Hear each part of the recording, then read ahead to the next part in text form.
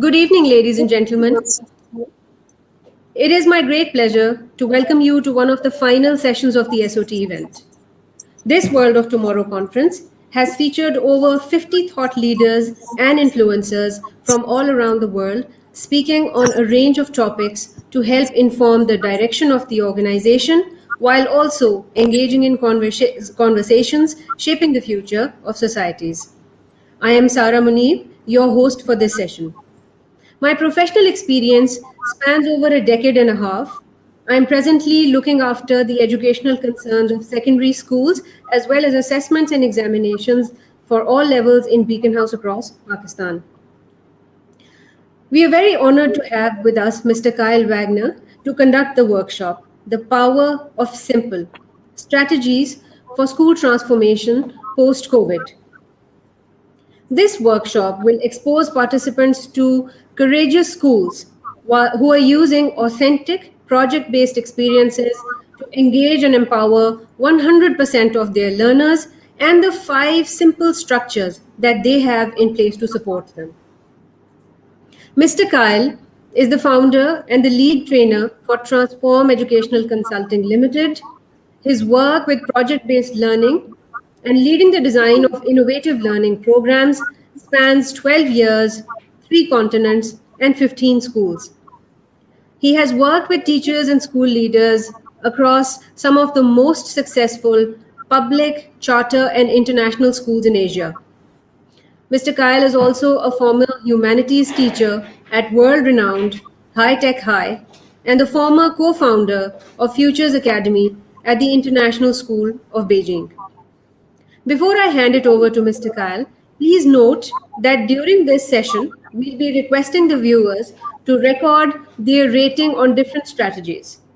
Members of the audience will be requested to log in to live.sotevents.com to be able to participate in the audience polls. You will be informed before each poll is activated.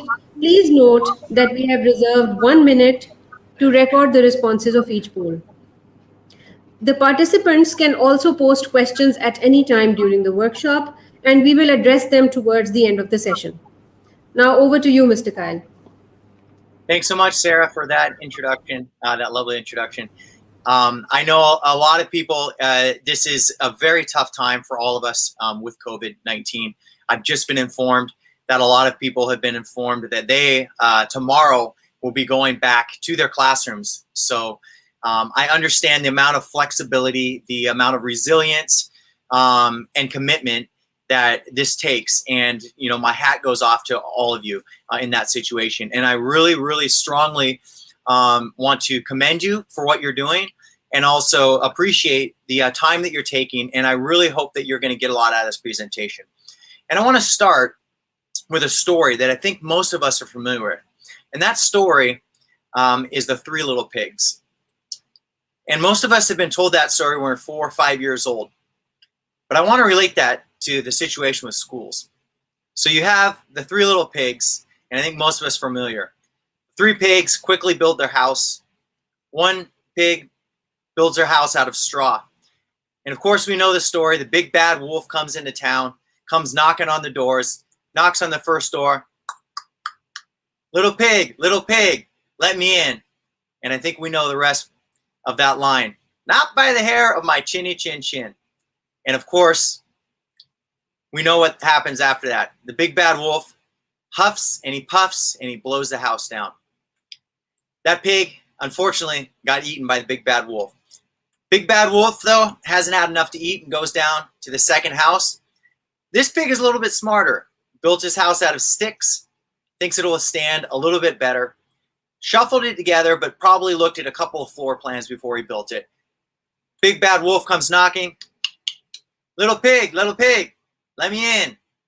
As we know the response, not by the hair of my chinny chin chin. Big bad wolf huffs, he puffs, and blows the house in.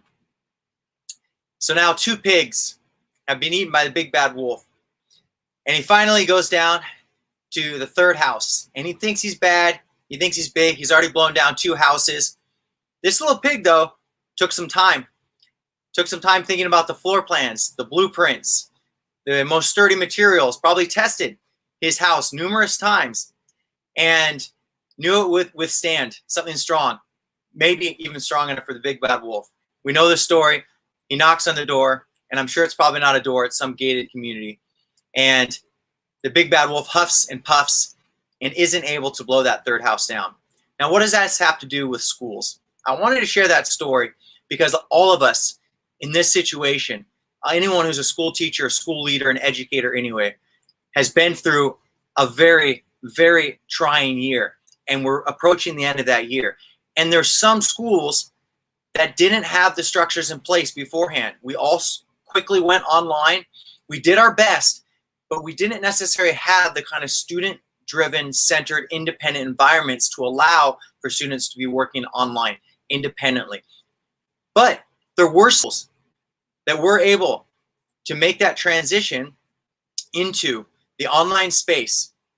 And those schools are not just the private schools, the schools that had a lot of funding, because they're schools that were public, they're schools that were charter, that were able to make this switch.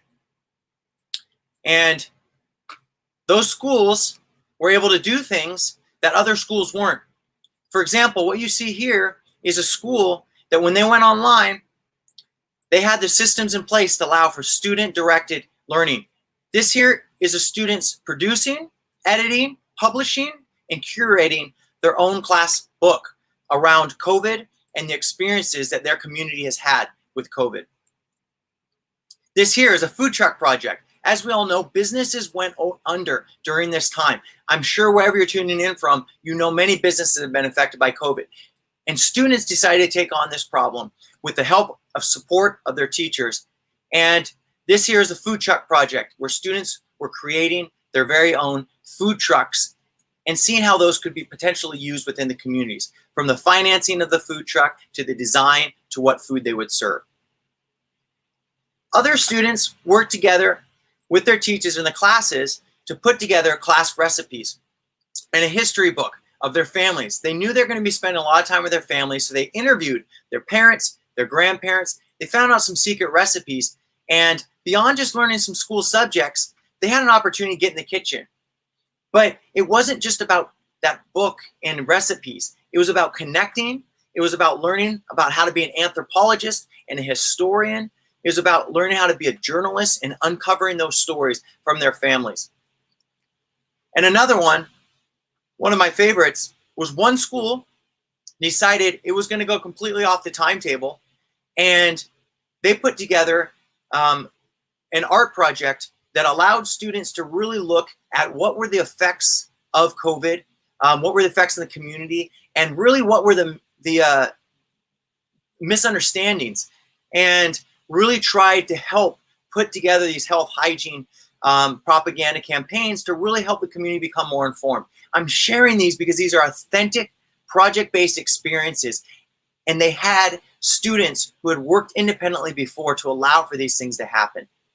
Now, what were those structures that they had in place to allow not just for these food trucks, these class recipe books, a class published book, a propaganda campaign, and here you see is wellness was a huge focus during COVID, as we all know.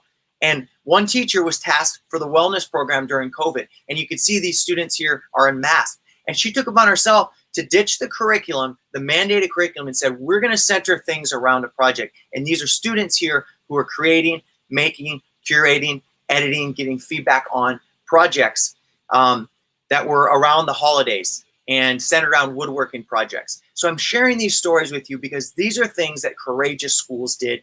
These are things that courageous educators like you can do. But there are structures in place that are going to allow for these kind of things to happen. Now, in teacher-centered schools, as you see on the left side, you see a house of cards, and we know this analogy because we've seen it before. You set up a house of cards, and just like the big bad wolf, if you don't have the sturdy foundations, that house of cards is going to fall.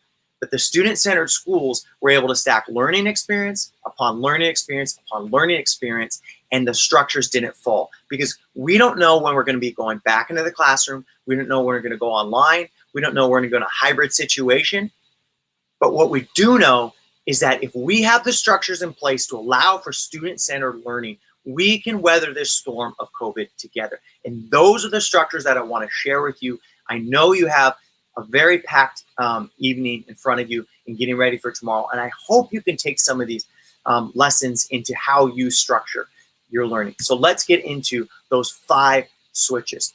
Now, first of all, think of what words come to mind when you think of student-centered learning environments.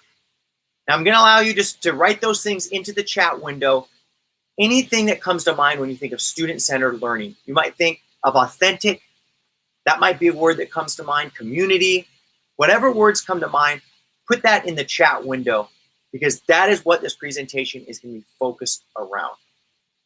So if you want to write that into the chat window, I can see that. And Sarah's also going to be able to see that so that we can look at those words when it comes to end the presentation. Okay, so put those words down as you're thinking of things. And we're going to have an opportunity also to have an interactive poll.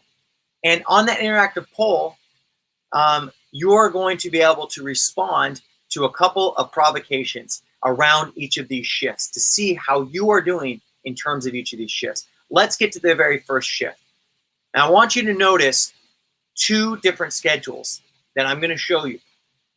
One is a schedule from a very teacher-directed standpoint, and one is a schedule from a very student-centered standpoint. And I want you, as you look at these schedules, to try to think of what are the major differences, okay? And think, how does it resemble the schedule that you have put together for your students? So here's the first schedule. Take a look. Let it sink in. Okay, what do you notice about this schedule compared to this schedule here? This is one particular day. I'm sorry I didn't have the whole week, but imagine that this day repeats itself for 5 times throughout the week. This is their schedule. For 40 minutes, they're going to social studies. For 35 minutes to 40 minutes, they're going to Spanish, then PE, then lunch, then computer skills, science, instrumental music, and dismissal. Here is the Monday schedule I want you to look at here. Let's see if hopefully we have some options so I can annotate this. Okay, notice how on Monday you see this entire time block from 10 to 12:30 is dedicated to project-based learning. Notice how here they have a seminar class. And seminar classes are for going a lot deeper into content. They're much more discussion-based. But notice how you have from 1 to 2:30. You have a 90-minute class here. You have a 2-hour class here. You have an advisory that meets each day. So this is a chance to connect continuously to a group of students. Now, whether you're doing that online or whether you're doing that in person, imagine the strength of having that opportunity to connect with the same group of students each day. And notice these classes, you have blended learning here for students to be able to take their own online tutorials or own online classes in relation to their set goals. So some students could be working on an accelerated reading program that might be online. Some students can be working on a math program that is online, that is accelerated for them at their pace. Khan Academy is a great program as well. So notice the difference between this and this. You don't see any classes listed here. You just see long blocks of time. Okay? And one of the things that you might have noticed, so let's see, hopefully I can get out of this screen. Let's erase this pen. Okay, now, one of the things you might have noticed is that one schedule is quite rigid and one schedule is a lot more flexible, okay? So think to yourself as you're going back to your class, well, how can I open up my schedule? Now, the question that probably is in your mind right now is, that's great, Kyle. You know, I would love to have that kind of flexible schedule. However, what is going to fill that? What are the project-based experiences, the seminar classes that are going to fill that schedule? So I'm going to share that with you in the next learning experience. Okay, and thank you. Sarah has just mentioned that a majority of the responses say interactive, more informal, more inflexible. thank you for those responses about a student-centered environment, and I hope this presentation is going to reflect all those things that you said a student-centered environment look like. Now, let's look at more of the tangibles. If we have a schedule like this and it's very open, how do you create a schedule like that? Okay, and we're going to look at something else. Let's look at our space. A lot of us are going back to school, as I understood, tomorrow, and you've had the Ministry of Education says that you've got to prepare for tomorrow. I'm sure right now the level of stress and anxiety must be through the roof and very high for you. But let's look at this as an opportunity, okay? As an opportunity for us to not always do all the work ourselves, but really put students in charge. I want you to notice two different pictures here, okay? Here are two different pictures. Now, I think Sarah is able to look at the chat window. So we'll do this really quick. What are the differences that you see between these two different learning environments? Between this learning environment here and the other learning environment? What do you see as the major differences? And if you can write that in the chat window, Sarah will be able to see those responses. And I want to talk about those things as you're writing your responses. Notice here, all eyes are on the teacher. That's something you might notice. They're all sitting in their independent desk. Everything about this space relies on the teacher. It is truly a teacher-centered classroom. And there's nothing wrong with that because, you know, sometimes we really need to deliver our curriculum, and sometimes this is the best way to do it. But imagine, and you probably noticed this as well, look at the way that this classroom is set up. You've got a group here, you've got a group here, you've got a group here, you've got some people who are looking over here at a gallery walk. There can be things on the walls. In this particular case, what they're doing is they're looking at different designs for this space because this space is just being built and kids are getting to vote and choose what kind of design they want. So consider how you use your space. Not all of us are fortunate enough to have a giant open space, but we probably have a classroom. How can we get the classroom to be another teacher for ourselves so kids aren't just relying on us? Okay, so that's something you probably noticed about the space. Sarah mentioned, yes, the right one's very student-centered, the left one is very teacher-centered, okay? So think about how you use your space. One is very siloed and is relying on the teacher. One is very fluid and flexible. Now, I'm gonna give you an opportunity to take a poll here. So the way you're gonna take this poll is just simply go to live.sotevents.com. Okay, so live.sotevents.com. Now, if you go there, it's going to take you to this active poll. Thank you. I think Sarah has already shared this in the chat window. Okay, now rate the flexibility and depth that you have in your timetables and your space. So what we just shared, is your timetable very fixed and kids go here, here, here, here, here, here for 5 or 6 different time periods a day, or is it very flexible, fluid, based on the learning experiences? Okay, so we'll give you about another 10 seconds to take this poll.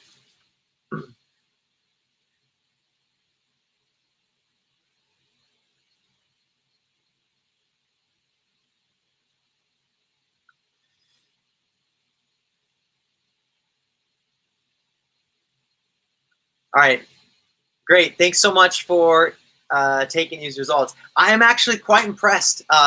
We have 31% who are saying you're at a 5 in terms of your timetable and space. That's excellent. So you got the very first part of these student-centered schools. You've got that taken care of, because if you've got the flexible schedule and space, you're going to be able to have the learning experiences that are going to support it. Okay, so I see some 4s, some 5s. So 4 is about this close to the average. So 3.5 is our average. I'm going to get away from the poll now. Don't worry. We're going to show the poll again. Thanks so much, Sarah, for sharing that. But we're around about a 3.4, okay? So think about what you can do to make your environment more flexible and more fluid.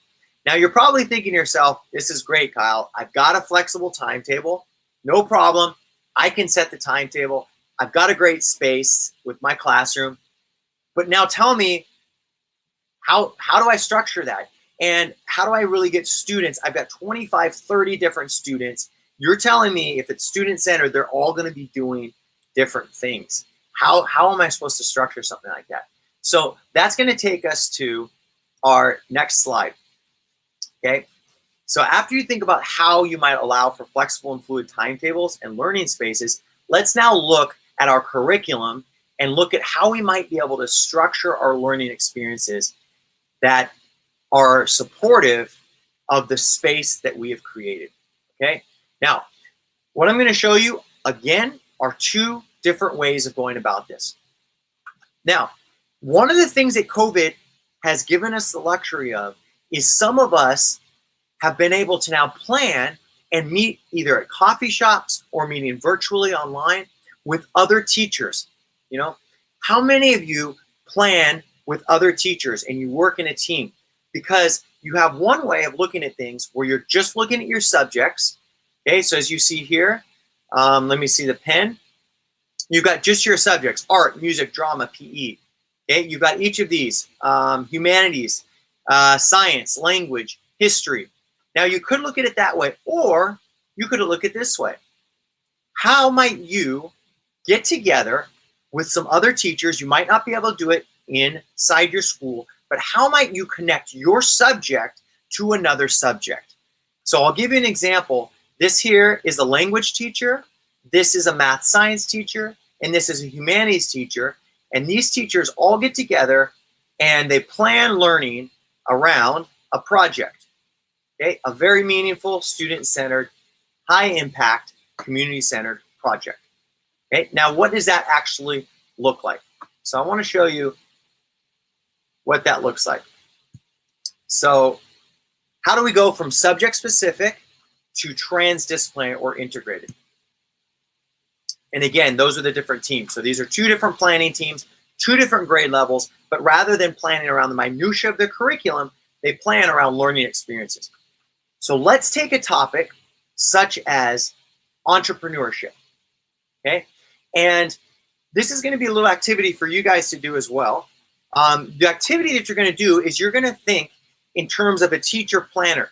Now, let's say you're going to allow students to create their own small businesses. Students are going to work in partnerships or they're going to work individually, and they're going to create small businesses to benefit the community. So the big question being, how do we create small businesses to really benefit the community? Now, let's say you're a planner with this. Now, think about your particular subject, whether it's business, language, science, electives, math. Think in terms of your subject and think, how might you connect your subject to this project? Again, I'll give you the project. The project is they're going to create small businesses in 6 to 8 weeks. They've got to make a profit. It's going to benefit the community.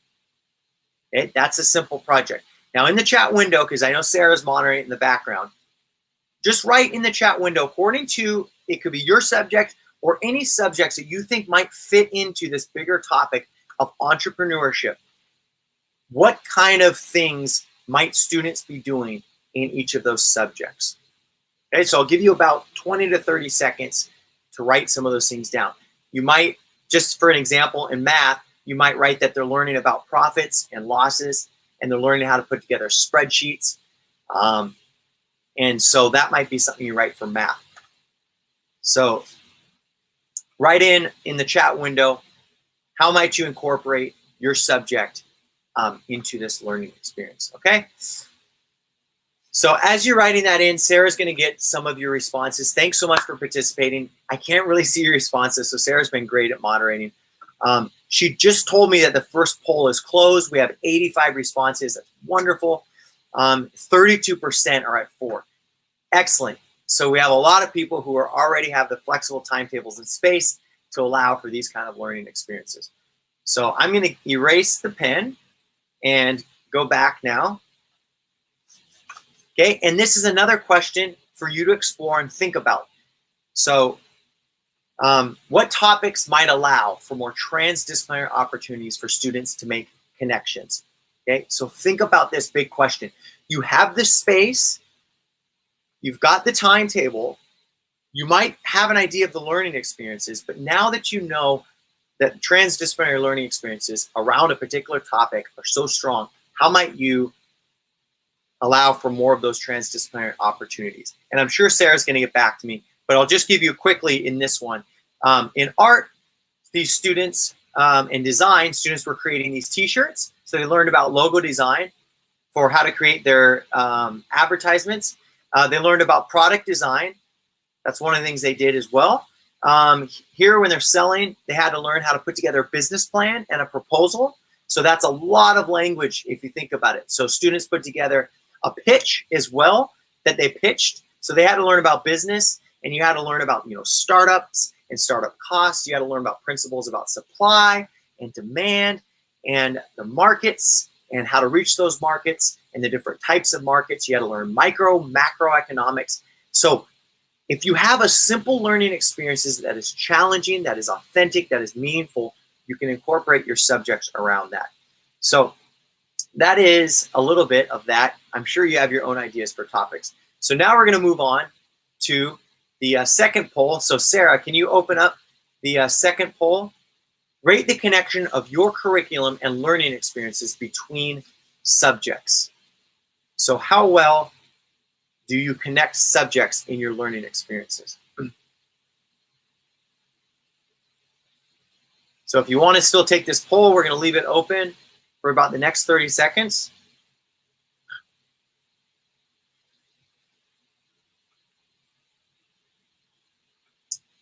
All right, and I see a lot of people are at a 4.1.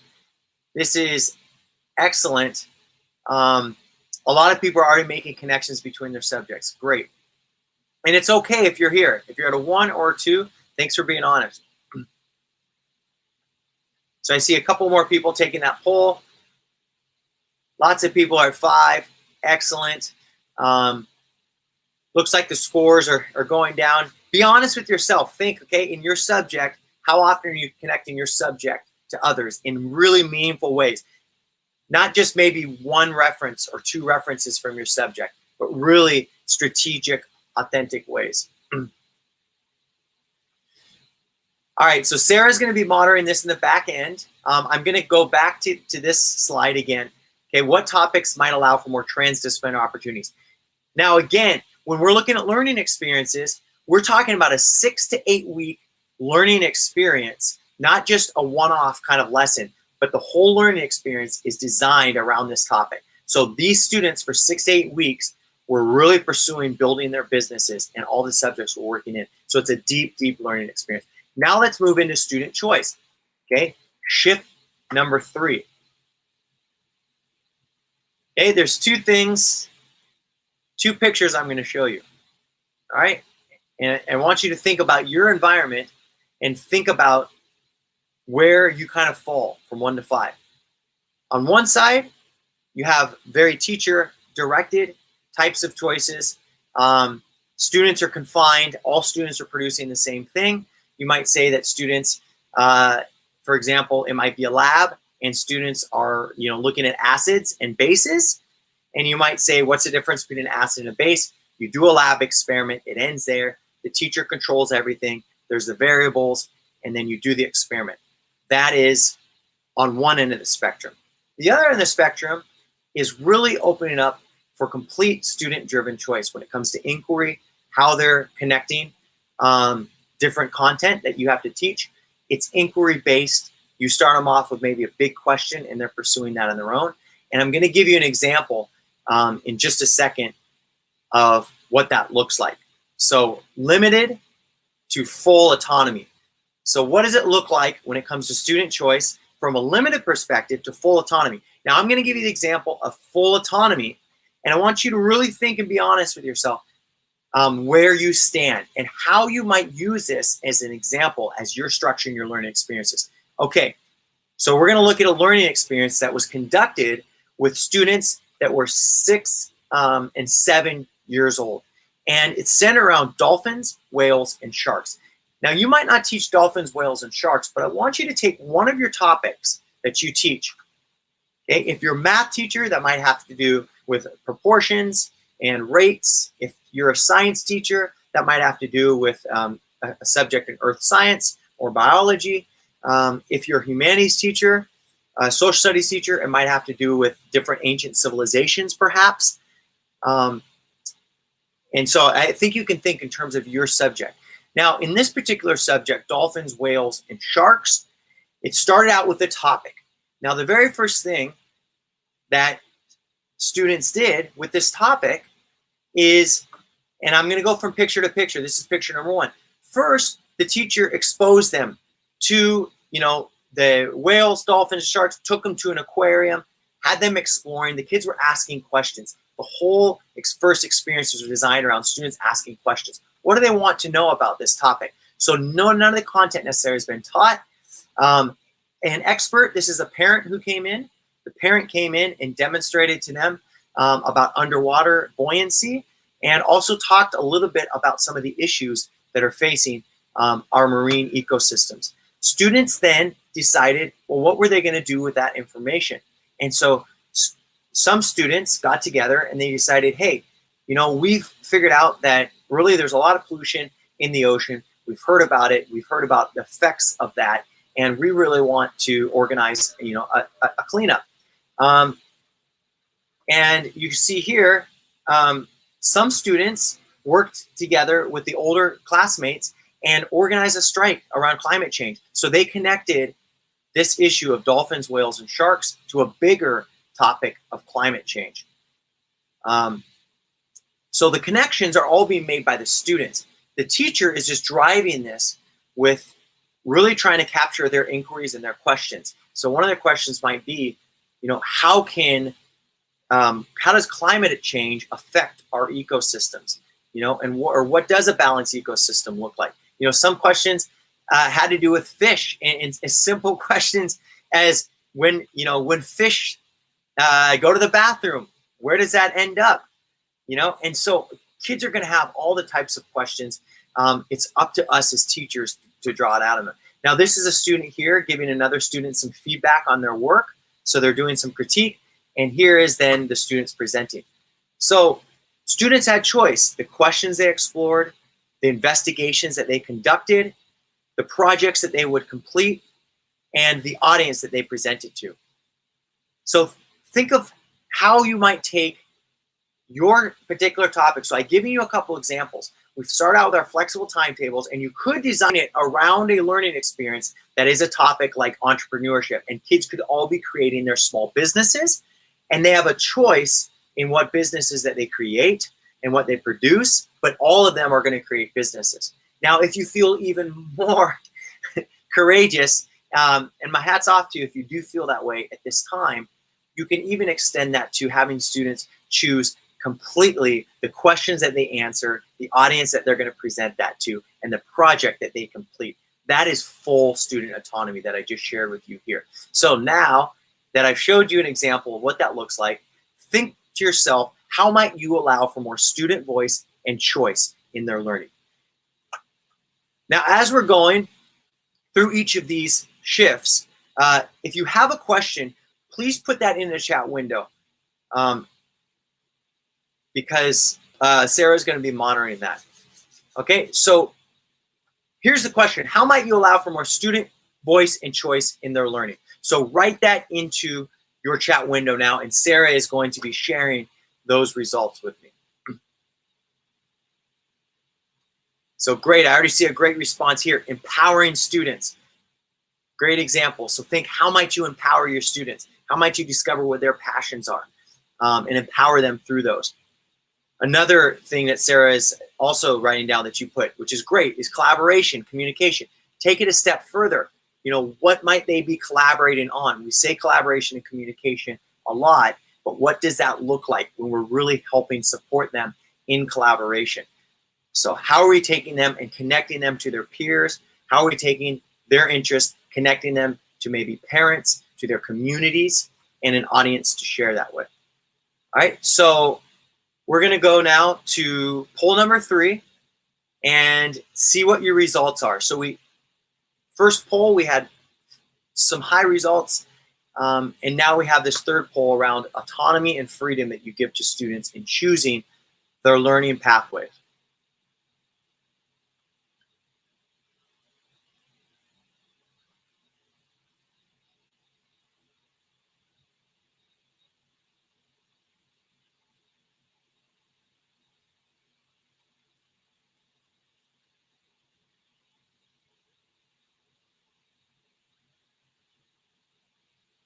Okay, here's your window for sharing.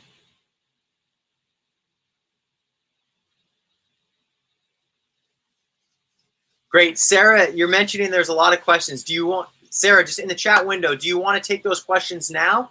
Or do you think we should move on to the other shifts and answer the questions at the end?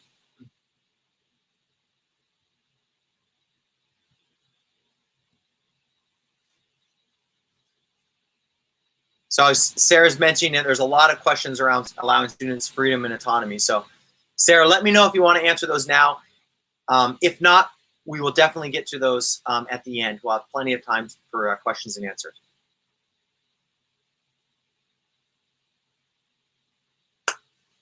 All right, thanks, Sarah. We're going to give you just a little more time for this poll, and we're going to move on. We're going to have plenty of time. Don't worry. I promise you we're going to have about 15 minutes for questions and answers. So I'm going to try to get to all of your questions. All right, so this poll is closing for now. If you want to go back and take the poll, you can, but I'm going to move on. We're about at a 3.5. Excellent. This means that the desire is there. You allow for some choices, but you want to get even deeper in terms of what choices you allow for, especially knowing that you have a curriculum to cover. So we're going to get to some of those answers. So let's move on. Number 4, community. Okay. Now, what I'm going to present to you about community, some of you, if you're watching this and you're a school administrator, you're going to think in terms of your school leadership lens. Okay. Put your school leadership hat on and think about how you might be able to create these learning communities within your school. If it's a gigantic school, I'm going to give you some examples of how you can do that. Now, if you're a teacher in a classroom, as you're looking at this, how might you really create a cohesive, trusting community? Chances are, if you're tuning this presentation, you're already that kind of teacher. So let's think about how can we take the learning community that we've developed, how can we develop that same kind of community online? Because we know how hard it is. I'm connecting you right now, and I'm presenting through StreamYard. I can't see anyone's faces. It is very tough to create that community, I understand. But let's look at a couple strategies and how you can do that, okay? So I know a lot of us are going back into school. Now I'm going to show you 2 pictures, okay? If you have a large school, chances are, you know, it's very hard for students to feel like they really stand out. It might be a bunch of fish in the same bowl, in the same colors. Now notice the difference between this big bowl and the small bowl. And I think it's pretty clear. You don't have to write in the chat window. If I had you here in your class, I'd say, what are the differences? Some people would raise their hand. So let's just imagine you're looking at these. What are some differences that strike you right away? And one of the differences you might notice between this very school-based, where a lot of kids are fitting into the same curriculum, same school. You might notice that in the smaller community-based pond, you notice there's fish of different colors. Notice how they're a little larger. They have a smaller pond to swim in. So they're seeing the same amount of fish continuously. And think about how that creates community. And now I'm just going to give you a couple of examples of small learning communities and benefits, because you might have been watching this presentation and you might be a little bit skeptical. This particular community that I'm sharing here is the community Futures Academy that was in the International School of Beijing. This is a small program that we started, and it was called Futures Academy. It was based around 1, 2, here's 2 of us, 3 teachers, and we had the same 24 students. Now, if you think back to the very first slide that I shared with you on the schedule, the way that you can create that kind of schedule is if you're seeing the same amount of students. If you're spread out across the whole school, it's hard for you to do that. Okay? But think about how you might create that sense of community. And these are the same community that was meeting every single morning during that advisory period to connect. So think about in your community of learners, how might you create that feeling of connection and bonding every single day, or at least within the week, especially if they're in a hybrid type of situation. So here's some benefits of small learning communities. It's going to enhance teacher efficacy and student participation. There was a study done on smaller learning communities, and teachers felt like they can make more of a difference. And students also showed higher rates of participation. It improves academic achievement. So by shrinking the size of your community, you're going to see better academic achievement in students. Increased academic equity.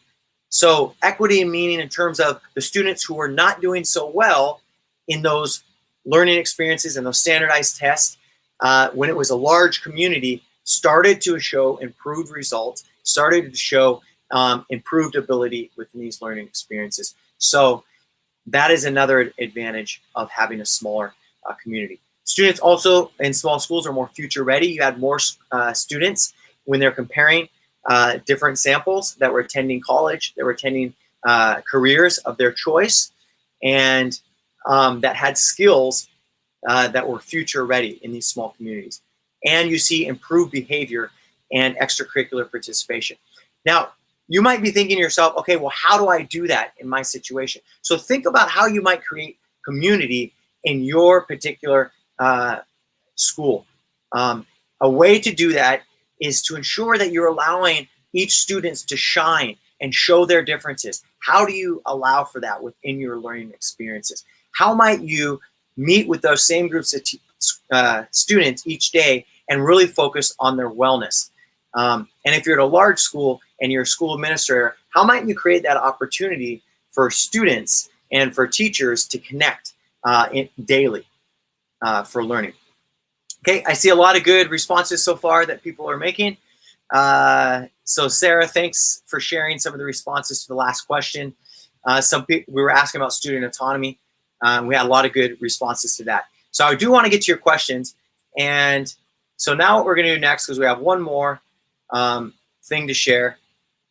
And that is, if you want to scan that code, that is goes directly to the results. Or sorry, not the results, but this study, if you want to explore this study in more detail. Now think, how might you create a feeling of community in your learners? Okay, so that's a question for you. How might you create this feeling of community within your groups of learners? What can you do to make people feel bonded and connected?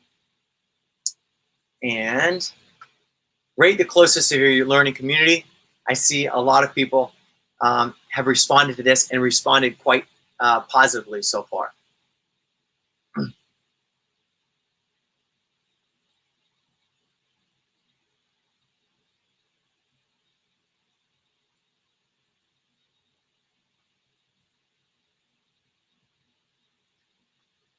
So as these poll results are coming in, Sarah shared some of the answers to other polls. So thanks. Someone mentioned they're an ICT teacher and their organization gives them a lot of liberty and autonomy to decide what sort of learning they want to engage in.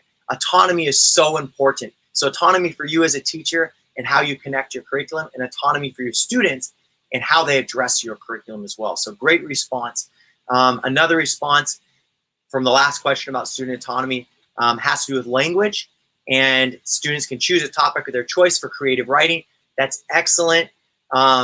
You have to teach creative writing, but students can take a topic of their interest, which is a great way to give option. Someone also mentioned student mentorship. Student mentorship is a great example of creating that community. We used to have peer bracelets, and students who had a particular skill would wear that particular bracelet. So some of our students would mentor others when it came to creative storytelling. So we had a student who was a very creative storyteller, and when it came to writing, that student could support. We also had students who had wristbands who were really quite skilled when it came to math and their math aptitude and computation. So how might you, as this person mentioned, thanks so much for sharing that, have students mentor each other and serve as peers to each other? So thanks for sharing those results. We're going to move on to the last one, real world connection. Before, as I mentioned, I'm giving you about 15 minutes for Q&A. Okay, so here is our fifth structure that is underlined for student-centered learning, real world connection. So think to yourself, how often do you give students an opportunity to connect what you're learning in the classroom to the real world? And I'm going to put two pockets here, okay? You see my hands, hopefully, in the screen.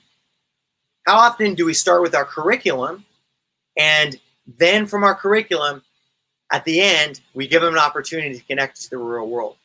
But notice what I'm doing with my hands here. I'm putting those two fingers together. What if we started our curriculum and we looked at the real world and we planned according to where those things link up? And so here you can see the two differences. On one hand, you've got school and community, and what you try to do is link those two together. And on the other hand, you have school and community intricately linked, which is what I showed earlier in those learning experiences of the student-centered school. And that is where the project-based experiences are coming in. So how might you connect what you're doing in class, whether it has to do with math concepts and it has to do with business creation, or it has to do with potentially amusement park type of design when it comes to a local amusement park. Maybe that's creative writing, as mentioned. How can we use creative writing and have students take creative writing and use that skill to create podcasts, to create class books, to create these series or these novel series and have published authors come in. So that's where we're going from isolated from real world to going to school as a real world. Now I'm going to share a couple examples for you so you have a way of linking these two together. Now in this particular case, this is fascinating. This school saw this link between the immigrant population in the community and their school. And these students had noticed that these immigrants, they had asked questions about them, and they're studying immigration, and they're wondering, well, who are immigrants in our city, and what are their voices like? And this whole project was designed around bringing out the voices of the community immigrants. And if they could, speak and tell us their stories, what would they share? And in this particular learning experiences, these students all paired up with an immigrant from a different place. They captured their stories. They then took those stories, put those things together, put together actual websites where you could find out more about that immigrant story. Inside of that website, you saw the geography, you saw the history of where that particular immigrant came from. You heard a little bit of their voice and captured that. You had the artwork, the original artwork that they created for that immigrant. And because they reached out to community, the community wanted to do more, and they published these very professional books called Community Faces, and those books were used to actually fund an immigrant's green card into the United States. So there's no limit, there's no ceiling to what we can produce when we really are centered on students, and we're really trying to make those connections that students all want to see between our classroom and the real world. Okay, so I just shared that project. I want to get to Q&A, so I'm going to skip over the others. How might you connect with the real world outside of school? That's a provocation. I'm sure you probably have some responses in the chat window. You might have some questions as well. So if you have a question, put it in the chat window. If you have an idea, also write that. We're going to take our final poll, rate the level of connection in your school or classroom to the real world. And we'll now get to probably a lot of questions, Sarah, I'm sure. Yes, we do have a lot of questions. I have shortlisted a few because there were a few that were overlapping. As far as this poll is concerned, we have received 82 responses so far. And before we proceed to the questions, I'm going to deactivate this poll as well. Okay. And here we are. Okay, the first question. Can we implement student-led PBL with a regimented curriculum like single national curriculum in Pakistan? Good question. Okay, so the answer is yes. There's probably a limit in terms of the kind of projects necessary you can create. So, I had a curriculum I had to teach as a history teacher back in San Diego. So I did have a very strict curriculum, and I used that as a starting point. So I would start with looking at your subject and just thinking, how can I take one of my particular topics and make it a little bit more thematic. So one of the things, we did is we looked at ancient civilizations and we tried to connect ancient civilizations to today. It was a very mandated curriculum. We had to look at Mesopotamia. We had to look at Egypt. We had to look at ancient India. So we were looking at all those ancient civilizations, and the kids would then design their own civilizations based on some of the insights that they got from those, and created just very small models for what those civilizations could look like. That was just taking 4 or 5 lessons and just making it a little bit more thematic. So I wanted to give you that as an example.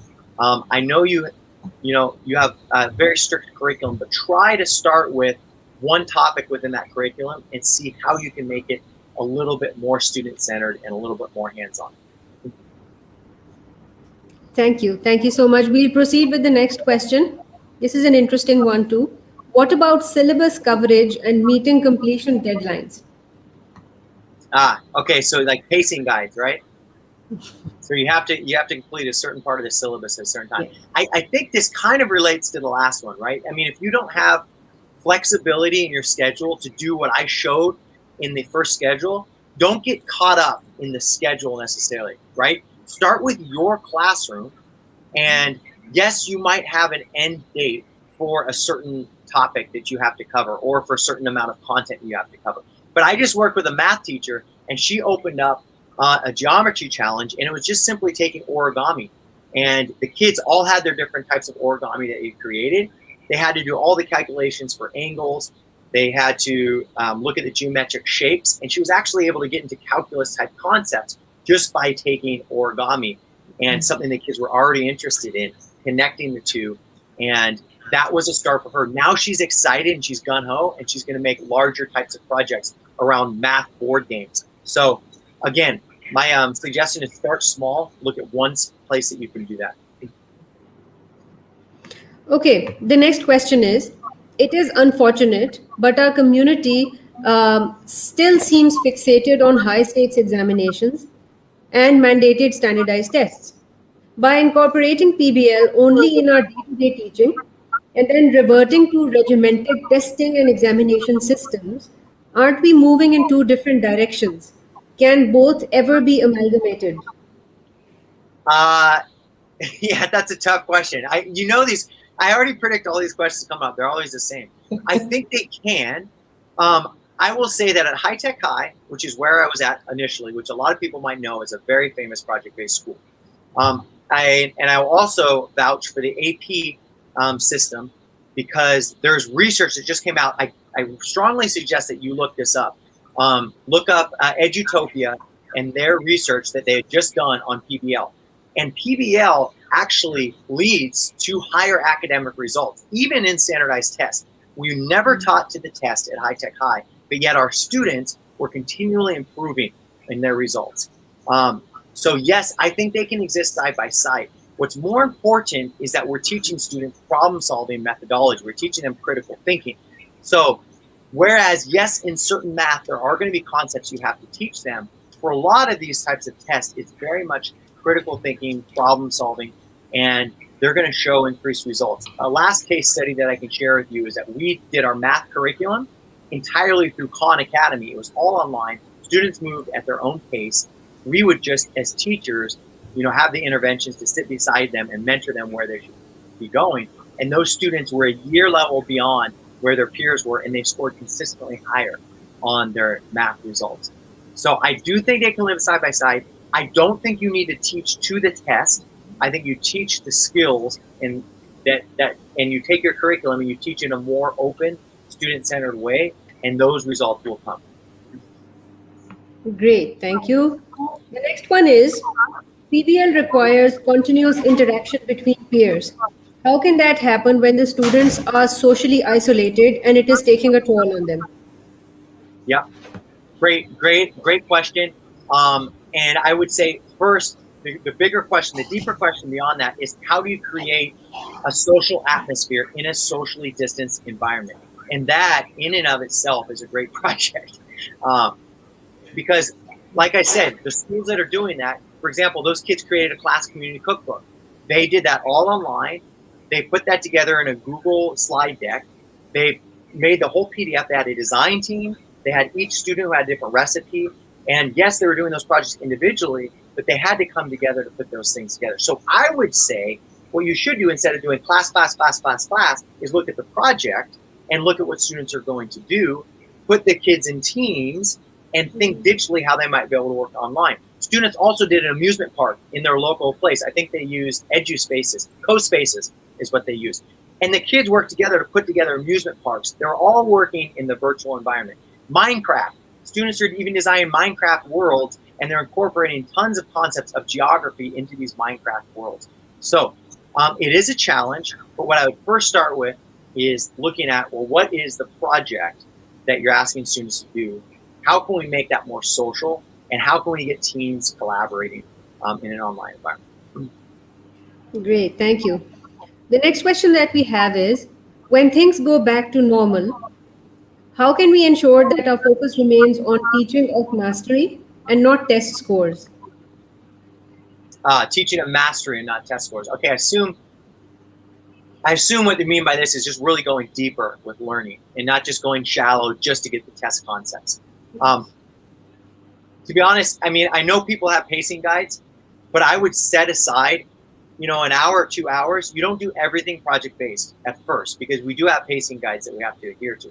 So I would say, go deep with a few concepts initially. So start with one particular unit that you just want to go deeper in and not just go, shallow. And I've seen, again, teachers have done that through, making one real world project. So maybe it's narrative writing and you want to, have kids create an actual book, a published book together. They're going to go deep. They're not just going to do a quick narrative writing piece. Go deep in that concept. And then for the other concepts, you can still teach those side by side. So that would be, a way that you can go deep with a few concepts and teach for mastery and then not just, teach the standardized test. I would say also, too, to change your rubrics. I think that's quite important. Change the way that you're assessing students. If you're going to assess based on mastery, give them multiple opportunities to succeed and give them authentic forms of assessment. So don't really report out until the end. I think, Kyle, you've answered half of the next question that I was about to ask, but I'll still ask nonetheless. The biggest concern regarding following a PBL approach is the authenticity of assessments. What kind of assessments can authentically mirror the way students work should be analyzed and evaluated? So I would say you assess them authentically is number one. So look at the project and look at what people in the real world have to do towards that project. So the business one that I introduced you to, they had to write a business plan, right? Now in a business plan, if I'm a language teacher, I'm teaching them organization. I'm teaching them fluency. I'm teaching them word choice. I'm teaching them, syntax. I'm teaching all of these concepts through that project. So rather than getting hung up on, now they're going to take a paper pencil test, they submit to me the business plan, the different iterations, and I'm simply going, okay, here's what you need to focus on. You need to focus on your organization. Okay, you've got a great opening, you've got lots of fluency, but really your word choice could be better. So it allows for authentic assessment, and I could still get to my standards through that. So hopefully I've answered that question. Yes. We'll take one quick question before it's time to say goodbye and wrap up. What to do with those students who are not attending the classes online? How can I ensure student participation? So the students who aren't taking the classes online, like the ones who aren't showing up, do you mean? Yes. Okay. So first of all, I think, well, why are they not showing up? If they're not showing up because it's an internet connection or something else, then I would make them accountable to more than just you. I'd make them accountable to an actual group as well. So if they're just showing up to tune into your content and you have to teach them, have to show 4 or 5 times a day, they might have their camera off. But if they are now accountable to a group within a project and they have an actual real deadline to meet with a real audience that they're going to be presenting to, chances are they're going to be a lot more engaged, a lot more empowered, and you're going to see attendance go up. That's one of the things I share with you. When projects start, attendance goes up, participation goes up as well. So I would really use those strategies of really making them accountable to more than just you and have those deadlines in place that are really authentic. So that's it for me, Sarah. I guess the last thing I'm going to share is if you want to get the book that has, all of these kind of strategies in it, It's called, The Power of Simple, and it goes a lot more into detail into some of these strategies. Thank you so much. I have about 24 other questions that I would be happy to share with you, and I would expect responses which can then be posted, to the participants of the workshop. But on behalf of Beacon House, Mr. Kyle, I would like to thank you for such a captivating and thoroughly engaging session. I would also like to thank the participants who had tuned in from all over the world for their participation, and how passionately they were asking questions and responding to your questions, and taking a part in the poll as well, the audience polls. Moreover, I would also like to thank our lead sponsor of the conference, which is UBL. Before we close for the day, please take a minute to share your feedback about the session on our website. This will help us improve our future events and sessions. Thank you very much. Stay positive, stay smart, stay safe, and good night.